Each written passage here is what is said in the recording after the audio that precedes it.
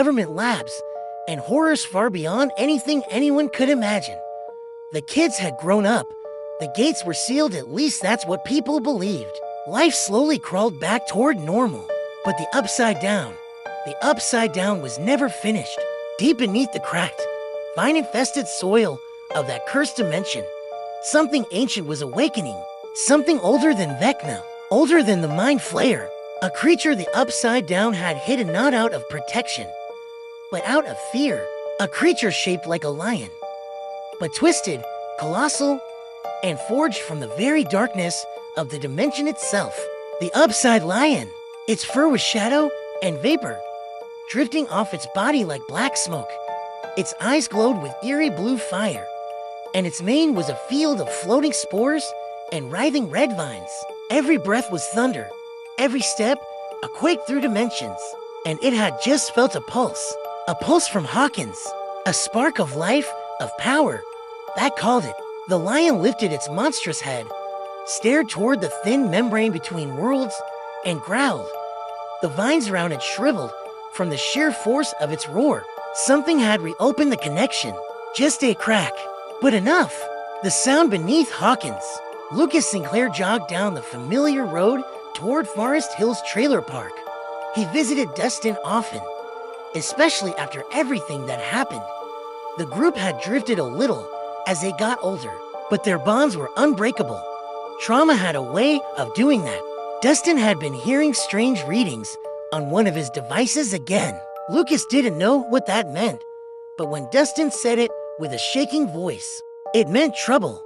He arrived at the trailer, finding Dustin outside with a headset, a static-filled radio, and a look on his face he only wore when the world was about to end. "Tell me that's a new D&D thing," Lucas said, breathing heavily. Dustin shook his head. "Nope, not D&D. Definitely not D&D." He pointed at the radio. "I picked up a pulse, dude. A literal vibrational pulse from beneath Hawkins." Lucas frowned. "And why does that matter? Didn't we seal the gate? Didn't L?" Dustin cut him off. "This pulse didn't come from the Upside Down." He swallowed. "It came to our world." A chill slid down Lucas's spine. Meaning something is trying to come here. And it's big." They both turned as the ground trembled beneath their feet just once, like a massive heartbeat. Boom! Dustin's eyes widened. "Okay, that didn't happen before." Lucas stepped back. "Is this Vecna?" "No," Dustin whispered. "Vecna was human once. This, whatever this is, feels ancient."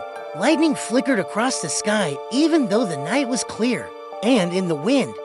For the briefest moment, Lucas swore he heard a roar. Not human, not animal, something from a nightmare. The next morning, 11 stood beside Hopper's old truck, staring into the woods behind their house. But this wasn't Vecna's presence. It wasn't the Mind Flayer. This was different, otherworldly, primal. She inhaled sharply as a strange scent touched her senses, something like burning metal mixed with wet soil and decay. "Something is coming," she whispered. Hopper came outside, holding 2 mugs of coffee. "Kid, you okay?" 11 turned to him, eyes narrowed. "The Upside Down is waking up." He sighed. "Again." She didn't answer. Instead, she began walking deeper into the woods, following the trail of energy she felt humming in the air like static electricity. Hopper followed. "At least tell me if we should grab guns." 11 shook her head. "Guns won't help."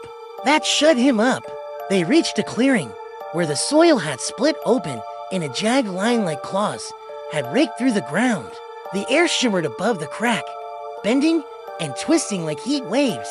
Hopper knelt down, touching the soil. What could do this? 11's eyes slowly widened. "A lion," she whispered. Hopper blinked. "A lion." She nodded, but not from here. The ground trembled again, soft, distant, but unmistakable, like something massive was taking a step.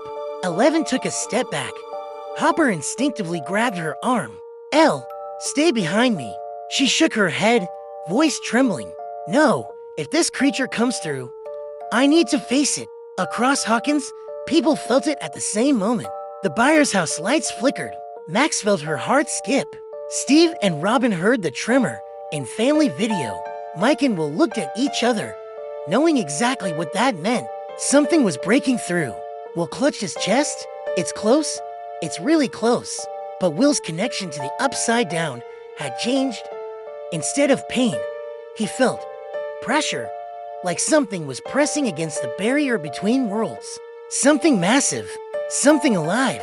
The roar came again, a monstrous, earth-shaking roar that rattled windows, shook cars, and sent flocks of birds screaming into the sky.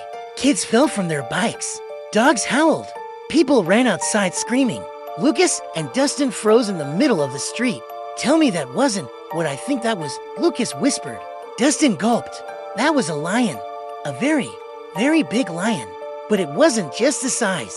The roar carried echoes, a layered, distorted effect, like it was roaring from two worlds at once. The last time Hawkins heard a roar like that, something terrible had happened. But this one was different. Much worse. Deep in the upside down, the colossal shadow lion stalked toward the shimmering barrier.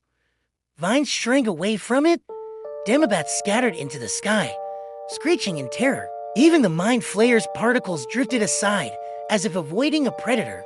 The lion placed one massive claw on the barrier, and reality warped, cracking like glass beneath its touch. The upside down itself pulsed, veins of red lightning flaring around the creature. It opened its mouth and roared directly at Hawkins. The force shattered the thin membrane.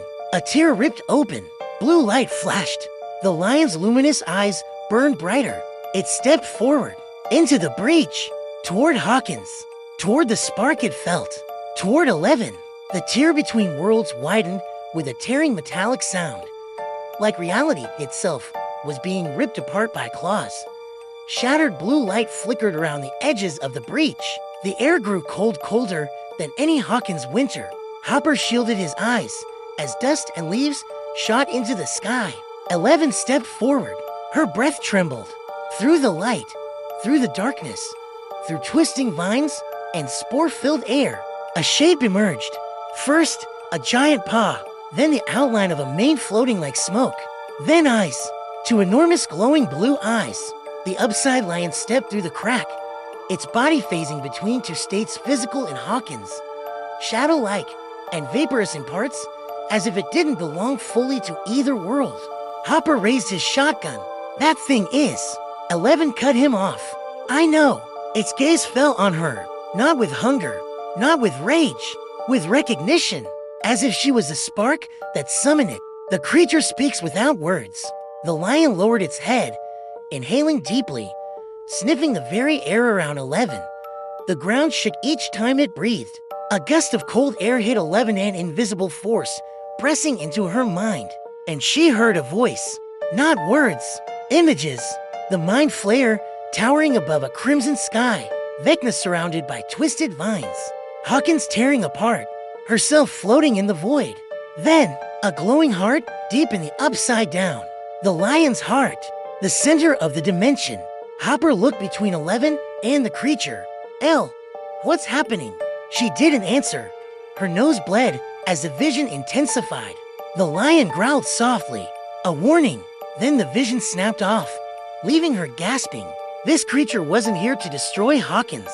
It was here because the upside down was changing, breaking, and it had been forced out. 11 wiped her blood, whispering, "You were awakened." The lion growled in response, ripples of blue light running down its shadowy mane. Hopper took a step back. "That thing understands you?" 11 swallowed hard. "It understands everything." Meanwhile, Lucas and Dustin raced toward Hopper's cabin on their bikes. Dustin balanced a blinking machine on his lap, one he built using old radio parts and a bit of Russian tech from Murray. The screen showed heat signatures. Only these weren't heat. They were dimensional energy spikes. "Dustin, it's going crazy," Lucas yelled, trying to keep control on the rocky path. Dustin stared at the readings. No, that can't be. This signature is almost as big as the mind flayer." Lucas swerved. "What?" Dustin adjusted the dials, eyes widening even more. "And it's moving. Lucas, fast! A deep thunderous roar echoed from the forest. I know. Then the device spiked so violently it sparked. Lucas, Dustin whispered. Dude, say it. The lion is real. Back at the clearing, 11 slowly approached the colossal beast. Hopper reached for her, but she shook her head. I need to know what it wants. The lion lowered itself until its head was level with her. Its glowing breath washed over her face. Its mane flickered with particles that whispered like 1,000 faint voices. 11 raised her hand. Are you here to fight me? The lion blinked and bowed its head. Hopper exhaled sharply. Okay, that's new. 11 stepped even closer, almost touching the creature's muzzle. You want to protect something. Images flooded her mind again, this time clearer. A collapsing throne of vines. A massive shape made of smoke reforming. The mind Flayer, reawakening. And then, blue lightning shooting through the upside down. The lion roaring in defiance. A war. 11 stumbled back. The mind Flayer, she whispered, it's coming back. Hopper clenched his jaw. I thought we destroyed it. 11 shook her head. It never dies. It evolves. The lion rumbled, as if confirming her words.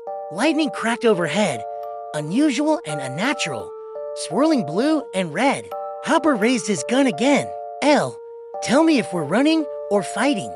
11 wiped fresh blood from her nose. We fight soon.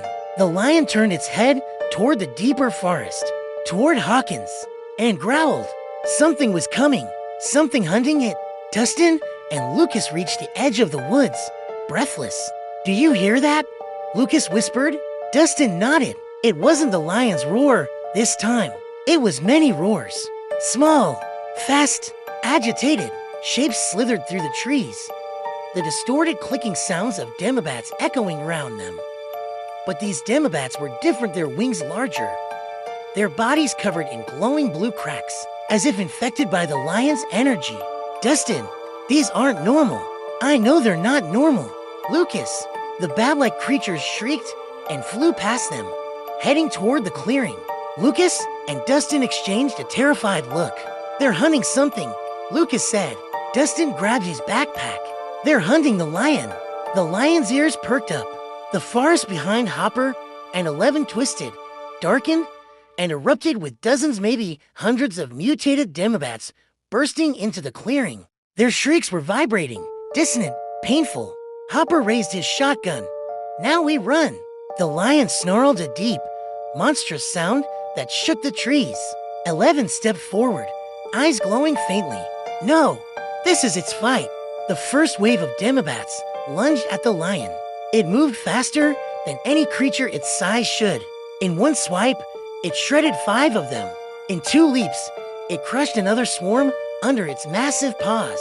Its mane flared, releasing bursts of blue sparks that vaporized anything that touched them. But for every Demobat it killed, 3 more crawled from the shadows. Those things are multiplying, Hopper shouted. 11's eyes widened. The mind Flayer is forcing the creatures through. It wants the lion dead. Hopper cursed. Great, so we're protecting a giant evil lion. 11 shook her head. No, it's not evil. The lion roared again, unleashing a shockwave of blue fire that blasted the remaining bats backward. But more were coming. Fast! Dustin and Lucas finally burst into the clearing. They froze. Holier, Lucas whispered. Dustin dropped to his knees. That's the biggest thing I've ever seen. The lion stood tall and terrifying, surrounded by the bodies of mutated creatures. Its shadowy mane swirled violently as it prepared for the next wave. Then, a sound tore through the forest. A deeper roar. Not the lion's. Something else. Something older. Something worse. 11's heart dropped. That's, she whispered. The lion's eyes narrowed. Another creature was coming through the crack. Not a bat, not a demo dog, not even a spider-like mind Flayer fragment. A hunter, a beast sent specifically to kill the lion. The ground split open again. Energy crackled. A titanic, multi-legged silhouette crawled from the breach, its entire body pulsing with the mind Flayer's red lightning. Dustin screamed. What the hell is that? 11 stepped forward. Hopper raised his gun. Lucas grabbed Dustin. The lion lowered its head and roared in thunderous defiance. The upside-down beast charged, and the war of Hawkins began again. The upside-down hunter burst fully into the clearing taller than a house, dripping red lightning from its claws. Its chest pulsed like a living heart of the mind Flayer. The lion didn't back down. With a thunderous roar, it charged. The two beasts collided with such force that trees snapped like twigs.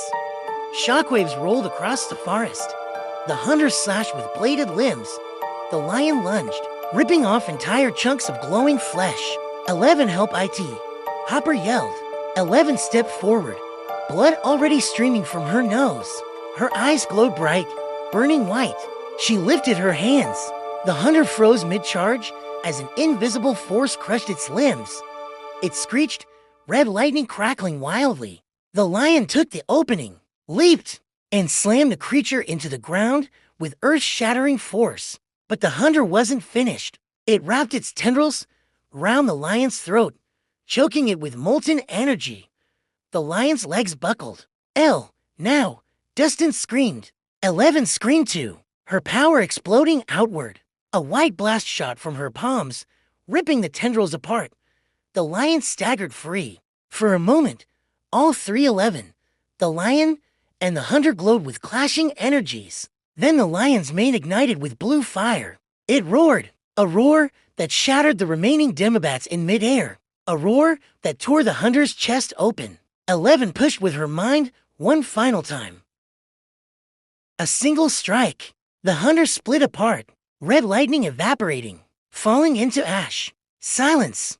Only the sound of rain. The upside lion lowered itself beside 11, its massive head bowing in respect. She gently placed her hand on its mane. You're free now. The creature's body began dissolving into blue particles, returning to the dimension it came from, but this time, willingly. As it faded, 11 heard one last whisper in her mind. The war is not over. The lion vanished completely. Behind her, Hopper, Lucas, and Dustin stared at the empty clearing. Dustin swallowed hard. So, anyone else worried about that last line?